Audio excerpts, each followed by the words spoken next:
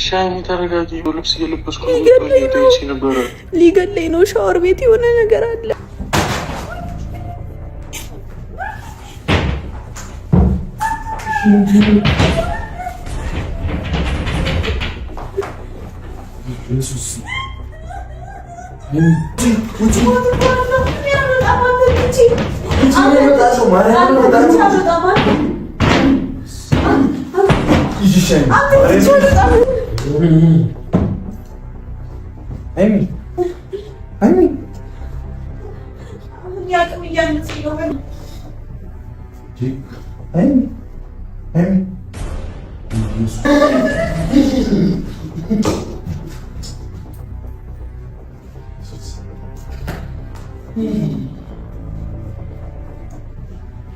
ሀይሚዬና ብሩኬ በሌሊት ከባድ ችግር ገጠማቸው። ሀይሚዬ ራሷን ስታወደቀች፣ ወይኔ ሀይሚዬ ነብሷ አይማር። ቤተሰብዬ እኔንም ፕራንክ ነው ያደረገችኝ። እናንተም እንደኔ ፕራንክ ሆናችኋል። አይ ብሩኬ ወንድ ልጅ ቆረጥ እንዴ! ዱላ የለም እንደ ቤት ውስጥ ዱላ አትፈልግም? እናታንጎራድደውም።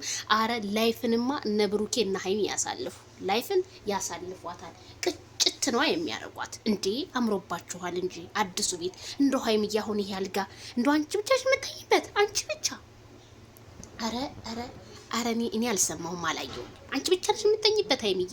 እና ቅመሟዬ ዛሬ ብሩኬን ፕራንክ አድርገዋለች። ብሩኬ ልቡ በድንገት ሰተት በሌሊቱ ብለዋል። እኔም በጣም ነው የደነገጥኩት። እንዴ ፖስታቸውን ሳይ ሀይሚዬ በሌሊት ወደቀች። አረ ሀይሚዬ ውይ ጥላትሽ ድቅ ይበል፣ ጥላትሽ ውደቅ ሀይሚዬ።